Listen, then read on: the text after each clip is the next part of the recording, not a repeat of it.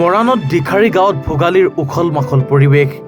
সন্মিলিত জনগোষ্ঠীয় ঐক্য মঞ্চ মৰাণৰ উদ্যোগত দুদিনীয়া কাৰ্যসূচীৰে অনুষ্ঠিত হৈছে মাঘী মেলা।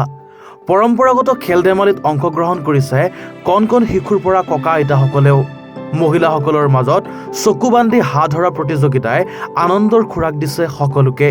উল্লেখ্য যে সন্মিলিত জনগোষ্ঠীয় ঐক্য মঞ্চ মৰাণৰ উদ্যোগত আয়োজিত এই মাঘী মেলাত পৰম্পৰাগত খেল ধেমালি, গীত মাত, নৃত্য প্ৰদৰ্শনৰ লগতে কেইবাগৰাকী জনগোষ্ঠীৰ সংগঠনৰ বিষয়ববীয়াৰ উপস্থিতিত মুকলি সভা অনুষ্ঠিত হয়। ইয়াকে লৈ মৰাণৰ দিখাৰী গাঁৱৰ পথাৰত এতিয়া উখল মাখল পৰিৱেশ। ভাল লাগিছে যুৱকসকলে যি উদ্যোগ লৈছে, গাঁওবাসীক একত্ৰিত কৰিছে, অসমীয়া পৰম্পৰাৰ লগত সকলো কণ কণ শিশুসকলকো পৰিচয় কৰাইছে।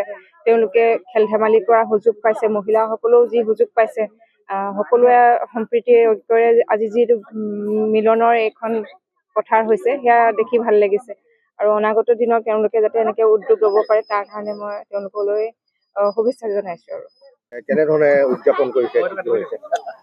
সন্মিলিত জনগোষ্ঠীয় ঐক্য মঞ্চ মৰাণৰ উদ্যোগত দিখাৰী গাঁওবাসী ৰাইজ আৰু মৰাণবাসী ৰাইজৰ সহযোগত আমি দুদিনীয়া কাৰ্যসূচীৰে আমি জনগোষ্ঠীয় সাংস্কৃতিক সমাৰোহ আমি লগতে মাঘী মেলা আমি দিখাৰী মুকলি পথাৰত আমি আয়োজন কৰিছোঁ।